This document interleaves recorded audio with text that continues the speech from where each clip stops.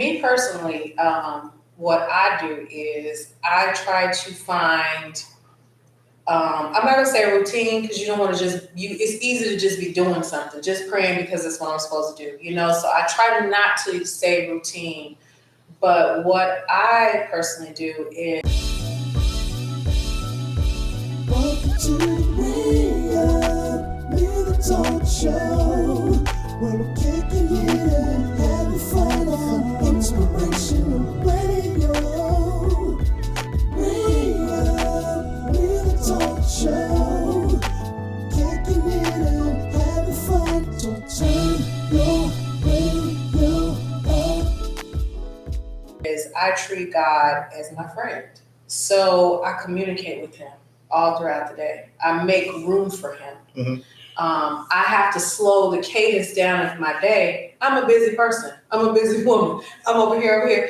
But I purposely, on purpose, will slow it down. So whereas in my car, I might not listen to music. I might get in and I might if I'm not taking, our youngest to practice at school, I'll mute it. Mm-hmm. And, on my commute, I'll just worship. Mm-hmm. Sometimes I put worship music on and I'm crying, mess up all my makeup, but I do different things throughout every single day. Like I don't try to now let a day pass without me having some type of communication. I pray prayers just asking God to inhabit this space I gotta go in, especially when I gotta go to work. Ooh, child. I have to pray. But I ask Him to, especially when I gotta do something hard, Lord, come with me in here. If I gotta go to doctor's appointment or something that, so I feel that we're in partnership. Mm-hmm. I didn't always feel like that. And I haven't always reacted that way, so the pandemic to me was really hard on me. I am by nature a reclusive person. I can communicate, I can be around people, but where I really feel good and at my best is by myself. I feel, it's me. I'm left to my thoughts. I'm left to, so the pandemic, it did have effects on me that I didn't really know while we were in it. But I feel like it impacted my walk with God. I felt like initially I was praying and like, okay, Lord, I don't know what this is, but I know you're in control, and then just being home and it was other things that was louder than Him. Let me put it that way. So watching the news, you could look on your phone and it could tell you how many people was in the hospital and how many, I was entertaining more things over Him, watching Netflix, every anything you can binge, and so that's how I purposely carve out time for Him. So it's not like I stumbled upon this time, I give Him my leftovers. I purposely now make time for Him. And in return, it's been a beautiful thing. It's not the life don't still happen to me, but it's my response to it. That time with Him is making all the difference for me. And I have bad days. Now, don't get me wrong. I can slip from that, but and getting an understanding of who He is and asking Him, like you said, folks say don't ask. I question God every day. Jesus, why? But I need to get an understanding. Is it me? Am I looking at the situation wrong? How should I respond to this? This really hurt my feelings. I can give that to Him and be just as vulnerable as I want to be with God. I don't make it a habit to lie to Him. He already knows the truth. So I go ahead and spill all the beans. I shouldn't have said that, or when I said this, it's frustrating because and then God corrects that. Mm-hmm. This is how you should look. We've had arguments. And I'm thinking, oh, Lord, this man has said this. I'm so frustrated, in my quiet prayer closet. And God said, well, you did say that. I see me. It brings to my remembrance something how I offended you. But you can't have this back and forth without making room for it. In the Bible that I think of with those situations, and this is what I would challenge any Christian on is Jonah. He was going through some really, really tough situations in his life, and he got to the point where he was asking God questions. And, Yeah. Ultimately, and I think part of us not wanting to ask God questions sometimes might be that we don't want to know the answer, because the answer might be something in us. It might be us, not being as perfect as we think we are, or, But that goes back to having to do accountability. some work on ourselves, in that situation, our choices, Yeah. So, but to your point, I think that was one of the key things, for me personally too, is asking God tough questions. Right. Things happen in our life all the time, and you can, if you're honest with yourself, you want to know why.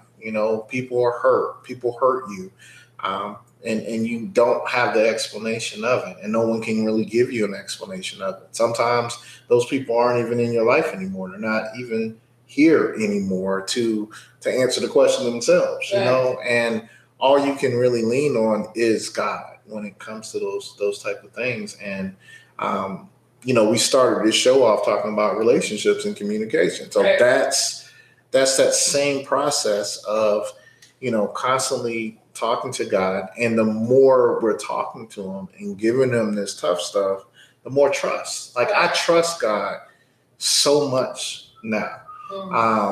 And I'd like to say 100% of the time I trust him in everything. Like, my faith is like just that immaculate, but it's not. It's that constant building, and as God does this in your life, or as he reveals this in your life, or reveals this about you, then that trust just continues to grow and get stronger. Every day and every time you're having that conversation with them. And that's why I think it's a process. Definitely is a process. I think it's a lifetime process. Like, it's something that we, should strive for on a regular basis. And so the difference for me for religion is prayer, right? Prayer and relationship. Prayer and relationship is talking like me and you talking right now, like you said, or just talking to God throughout the day or whatever. Whereas religious prayer is like what the Pharisees and used to walk around, thou, using big words and making sure you say things in a certain way, when God just really wants to hear your heart. He wants to hear it from you. And the whole weird thing about it, the more you know about God, the more he already knows what's going on. It's like he wants to let us figure out what's going on. He wants to reveal certain things to us. So I will add to this. I did mention this, and I'm not a big, you go to church with me. I'm not a big outwardly, I'm not standing up. I'm not really doing a whole lot, pretty you still. You are more so now, though. When they say, slap your neighbor, they do that like 3, and they be like, slap 7 people. I'm going to do like 3 people. I'm like, I won't give you half of that, but, I'm just pretty still. And to the point, I am getting better about it, because what I have found that I absolutely enjoy now is worship. Worship is the key to everything. It's like, to me, it's like this transfer over. It's like when I'm praying, you could get in the habit of coming to God with problems. You know what I mean? But worship is like taking your God to your problems. You know what I'm saying? It's like, let me tell you about my God. You know what I mean? And every time I worship, I walk out feeling so much better than when I went in. You know what I mean? Well, Pastor Mike Todd said in one of his messages, I think it was Pastor Mike Todd, that worship is the only thing that we can give God. That's really the only thing we can give him. I don't know. His worth is it. Telling him how much he's worth. Right. That he is worthy. He is great. He is, so that's, so when we talk about relationships, right? Like, we can give God our problems all day. We can tell him all our issues all day long, and he can fix it and he can do something for us. But the one thing that he needs, when we're talking about relationship, is that worship. Yeah. And it says that he inhabits the praise and the worship, right? So that's why, I think during worship we feel him more. We feel more of a connection because he gets this joy and he gets this happiness, with us because we're giving him something that only we can give him. Right. You know what I mean? And we were created for worship. Before I was created to be a mom, a daughter, a wife, all these things, I was created for worship. You know what I mean? And that's the thing that I think along my walk, I struggled the most because it is kind of coming from a thing from religion. You see people do it a whole bunch in church. Like, does it take all that? But once I started to express my worship in the way that I express it, I just was like, man, I've been missing out. It's life-saving. You know what I'm saying? Like, I can feel when I'm depleted. Like I can feel like when I haven't really done it, you know what I mean? And it's no circumstances, everything is the same. But when you go into worship and you come out, it's just like, I just feel so amazing. And I feel so filled with peace. Whatever I went in with on my back, I think we were looking at a pastor that was saying that we were sheep, that we weren't created to carry. That's mind blowing. Mm-hmm. I'm over here loading it up every day, putting it on my back. And I was not even created for that, So no wonder it's hard to walk up a steep hill because I'm doing something that I wasn't made to do. And so that transfer happens. You know what I'm saying? Like, I know that I'm, where my frailties are and where I end. You know what I mean? But where God picks up, it ain't no failure for him. So we got 3 points so far. Communication. Okay. Constant communication with God. Yes. Transparent communication. I want to, put some separation, to. Okay. Communication, transparency in your communication. Bringing your trauma. Bringing, your questions, your real. Yeah. What you say? You're dirty. You're, you're everything. You're just bringing it to him, in worship. I like. And think about worship practically, right? Mm-hmm. Like as a human, as a human couple, you like when I appreciate you, right? I like when you appreciate me and tell me, I did a great thing and I'm good. That's. I heard a person that was an atheist say one time that, he just created us because he wanted people to worship him or whatever. And, they said it like it was a bad thing. Yeah. But think about all the things God has given us. And the only thing that we have to give him back is appreciation.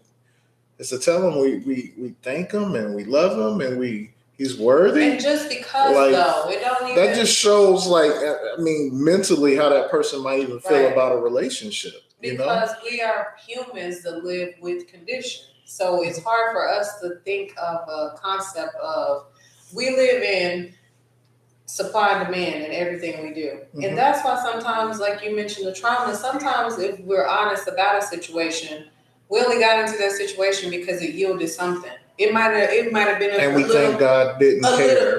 A little bit of piece of it. When it really, reality, it was nothing. But it was an exchange type of situation happening. A lot of relationships happen like that, where you really ain't built on really nothing. There's no foundation there. But because I got a little piece of a man, or I got a little piece of this, and then that person flip out, and you mad at God. Like, I asked you, which is a common prayer that I pray, by the way. If this person's not for me, Lord, remove them. And it's like, he would have never even, that person's so dingy and dirty, y'all would have never even had an encounter if it were left up to him. That he finds us and has already deemed us worthy. Mm-hmm. So before the foundation of the world, it says that he knew us. So by you knowing us, in my ghetto version of it, is that we had a conversation. Mm-hmm. In the heavens. And he said, hey, I'm going to dispatch you at such a time. But when you get there, don't forget that I already qualified you.